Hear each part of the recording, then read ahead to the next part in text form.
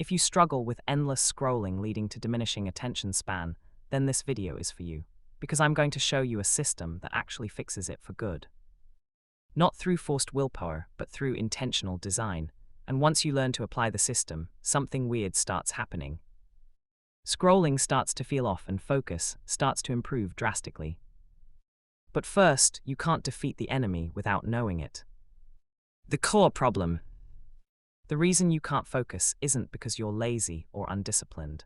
It's because of something called friction asymmetry, and you've engineered it into your entire life without even knowing it. Answer this honestly right now. How many steps away are you from opening your favorite app where you are consuming this content? Maybe 2.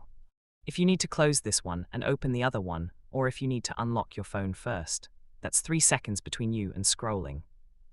Okay, now, how many steps to start reading that book on your shelf? Maybe 7 steps if you need to get up, walk to the shelf, find the book, remember what page you're on, walk back, sit down, and then open it to start reading.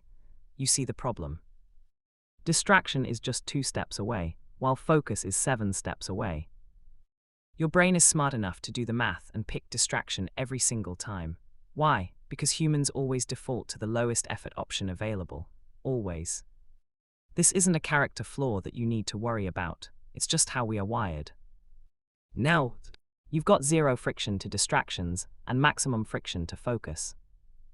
And if you're trying to overcome that with your willpower, it is a losing battle. You can do it for a few hours if you're really determined, then you're exhausted and back on your phone, wondering what happened. But here's what you probably do not realize.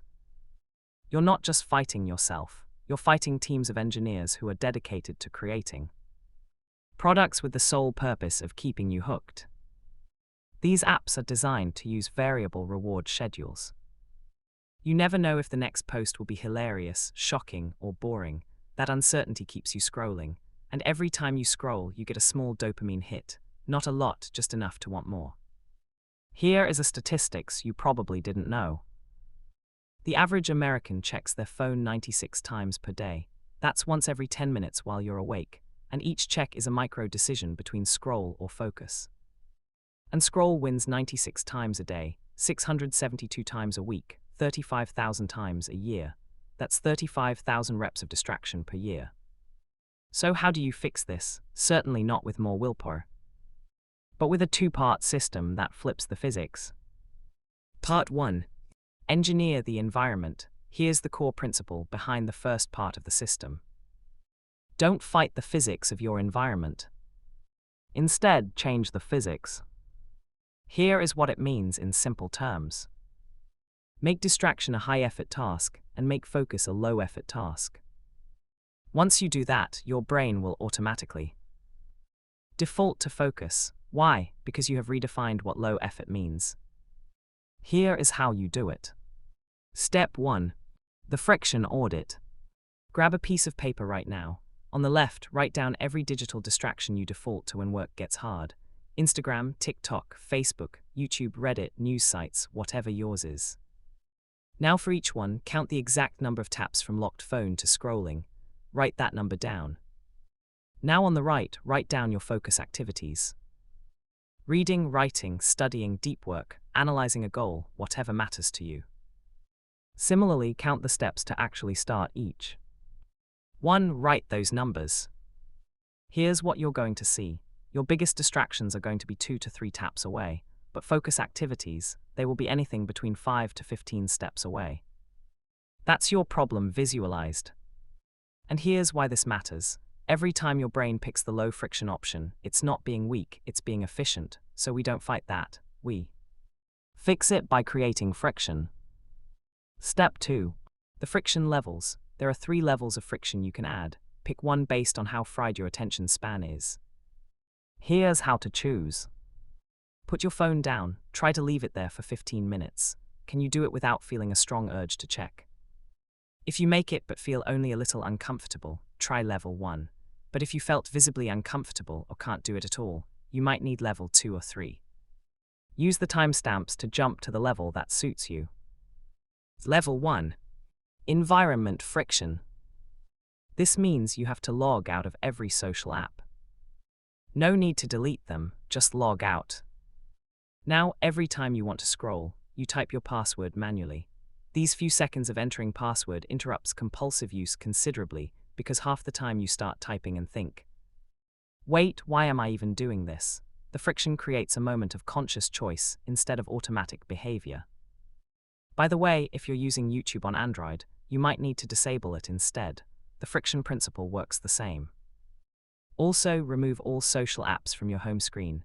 Your thumb can't tap what it can't see. Finally, turn your entire phone to grayscale. Those bright colors trigger dopamine. Grayscale removes that trigger.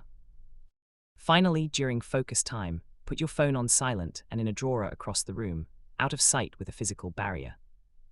The friction at this level is enough to break automatic scrolling without feeling extreme, but if you want to go more extreme, try the next level. Level 2. Access friction. Here, you delete the apps completely from your phone. You can still check them if you need to, but only on your computer during specific times. This immediately prevents bedtime scrolling. Also, no more scrolling in the toilet or during commutes. Research finds this kind of digital minimalism removes mindless usage considerably because most scrolling happens in tiny gaps throughout your day, and when you eliminate access in the gaps, you eliminate most of the problem, and when you do reinstall apps, delete it again after using it. Keep the cycle broken. Also, at this level, phone charges in a different room at night, not just in a drawer, different room entirely. Level 3. Hard reset. This is the 30-day hard reset for people who have tried levels 1 and 2 and still can't break the cycle. Here you use a third-party app blockers. These apps with their forced mode are effective at locking you out of the distracting apps and websites. It's effective because it is automatic and enforced. Now, if you still need to take it one level higher, switch to a dumb phone for 30 days. This helps fully reset your dopamine system. If you like the video so far, consider subscribing.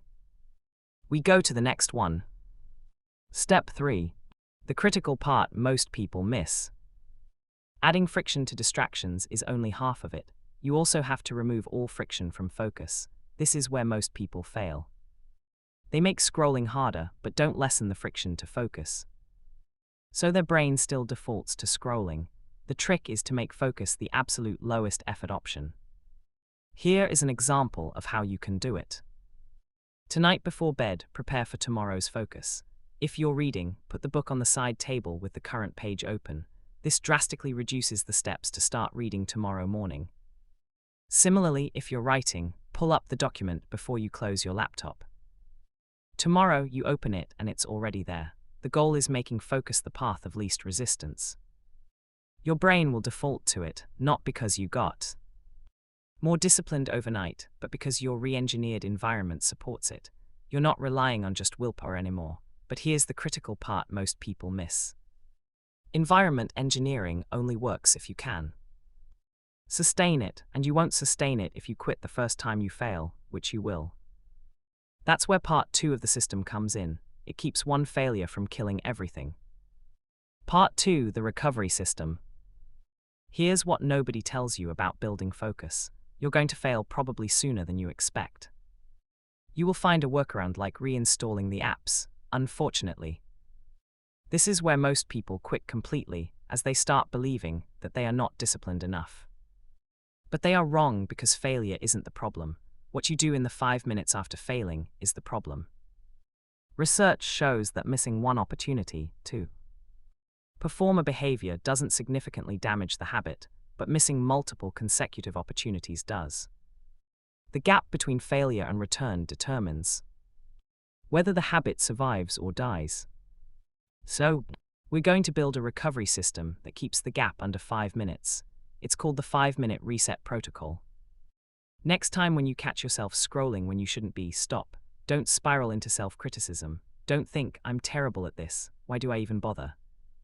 Just notice it, accept that you broke the protocol, that's it, then do 10 burpees right there or 10 push-ups. Something that forces your body to move and your brain to shift states. This physically breaks the mental loop you were stuck in. Then immediately start one focus session. Here's why this works. You're not trying to be perfect. You're trying to keep the gap small. When you fail and return within 5 minutes, the habit survives.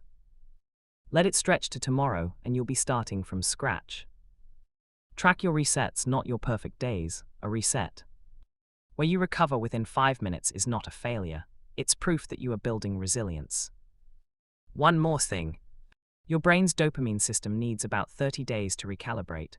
The first week you'll feel bored and anxious. That's withdrawal, not weakness. But stick with these two parts, and by week 3, something must have shifted. Scrolling starts feeling empty, and focus starts feeling normal. That's when you know your brain is rewired. Don't forget, your attention is the most valuable thing you own. Right now, you're giving it away for free. Take it back. Save this video and watch it every day as a constant reminder. Click the subscribe button and see you in my next video.